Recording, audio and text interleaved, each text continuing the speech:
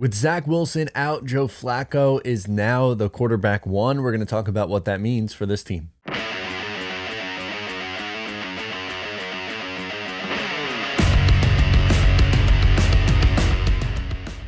Hey, what's going on? Matt O'Leary here, back with another video. Today we're talking about Joe Flacco. Before we get started today, I just wanted to mention you can follow on socials at Matt O'Leary NY. If you haven't already, please make sure to check out the Just Jets podcast. We have new episodes dropping every single Monday for now, and then they move to Wednesdays during the season.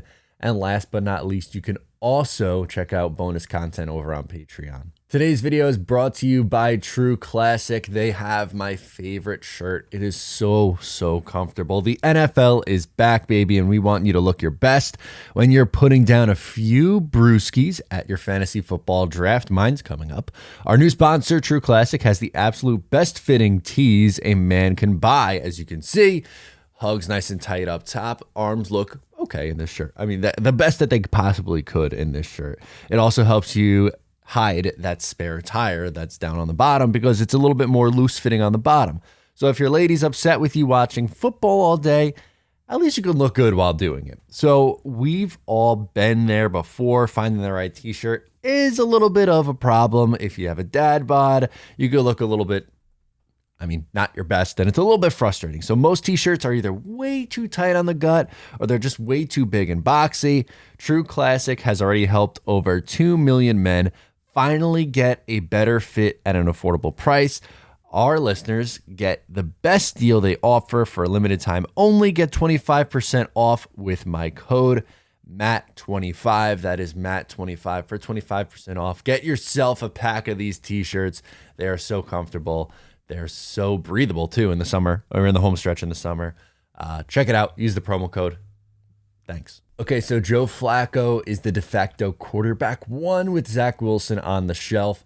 Wilson getting surgery a little bit later today, so we'll know more about the injury in a few hours. But going into the rest of the preseason and potentially into the regular season, Joe Flacco will be the de facto quarterback one. A lot of people want to see Mike White. Get it. The Cincy game was fun. The staff really loves Joe Flacco, and Flacco has been okay for the Jets, actually, in a spot starter role. In his one start last year, he put up some pretty good numbers. 61.5 completion percentage, 291 passing yards, 2 touchdowns, no picks, and a 101.5 rating against the Miami Dolphins. If you remember, that's a game they probably should have won, but for whatever reason gave up a huge play to Tua. And did not win the game, but he looked good in that start, and I think he could look good again in this offense. I mean, look at the weapons that he's going to have. It's the same thing that Zach was going to be working with. Now you have Garrett Wilson, Elijah Moore, Corey Davis at wide receiver, Braxton Berrios at tight end. You have Tyler Conklin and CJ Uzama and Jeremy Ruckert, who looked good in his first preseason game. Offensive line should be improved. Yes, they looked a little up and down in the first week of the preseason, but they were without their first 2 starting tackles. George Fant and Dwayne Brown will be back soon. The running back room, Breece Hall, Michael Carter, you got weapons to work with, and that's really all you could ask for Joe Flacco at this point in his career.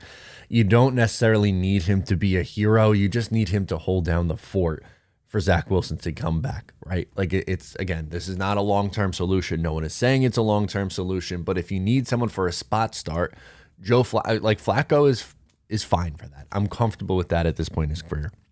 Over his last 16 starts, he has 17 touchdowns, 10 picks, a 61.1 completion percentage, 3,638 yards, 6.6 yards per attempt. Is it a top 15 quarterback number? No, obviously not. But is it okay for a spot start or two if need be? Yes. I think you could live with that.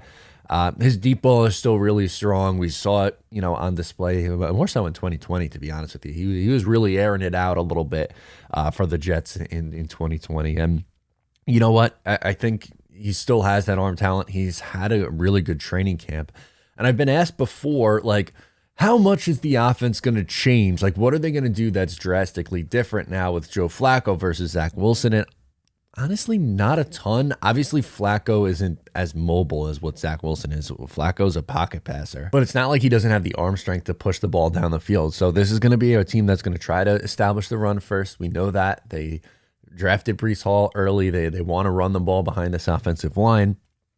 But outside of the rollouts or maybe RPOs and quarterback runs, Flacco's going to be able to navigate this offense. He can do it. He has the arm strength to get the ball down the field. Does he have as high of a ceiling as what Zach Wilson has? No, well, of course not. But is he a little bit more consistent at this point? Yeah, he is, because Zach Wilson hasn't shown that consistency yet. We're obviously hoping to find out what Zach Wilson is by the end of this year, but you're going to get some stability with Flacco. It's not going to be way up high. It's not going to be way down low. He's going to be okay. And you can live with okay. Again, we're not talking about a whole season here. We're talking about a game or two. Now, if he does have to start in week one, like let's say that Zach Wilson isn't able to go in week one against the Baltimore Ravens, can we maybe work in a little bit of a revenge factor storyline? Ooh, I love revenge factor storylines. He spent 11 years with the Baltimore Ravens, won a Super Bowl in the 2012 season, and was pretty good. Was he ever an elite level quarterback? Was Joe Flacco elite? I wouldn't go that far. No, I don't think he was elite. I don't think he sucked either. I think he was good. I think he was a good quarterback for the Baltimore Ravens. Was he phenomenal? No.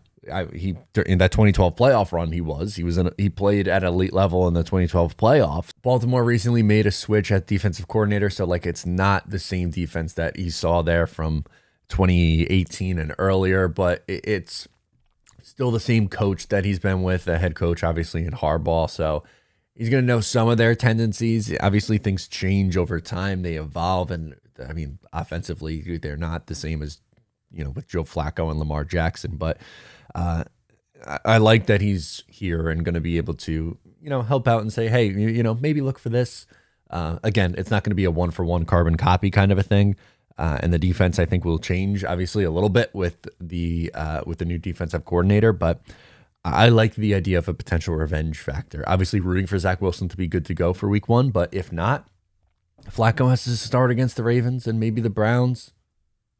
All right, you live with it. And then you get Zach Wilson back. And no, if for whatever reason the Jets start hot and are 3-0, believe me, I don't necessarily buy that happening, but let's play the game for a second. Let's say they're 3-0 and Zach Wilson's ready to come back for week 4. I don't want to hear the debates of, do you continue to run Joe Flacco out there, or do you give Zach Wilson the start? No, you got to get Wilson back out on the field. The most important thing from this year is figuring out if Zach Wilson's the guy or not. You need to figure that out, and because Joe Flacco's not the long-term answer. So, yeah. That's pretty much it. That's all I got on this. Let me know your take on Joe Flacco being quarterback 1 for now. Let me know. Sound off in the comments. Once again, I'm Matt O'Leary. Subscribe if you're new. I'll catch you next time.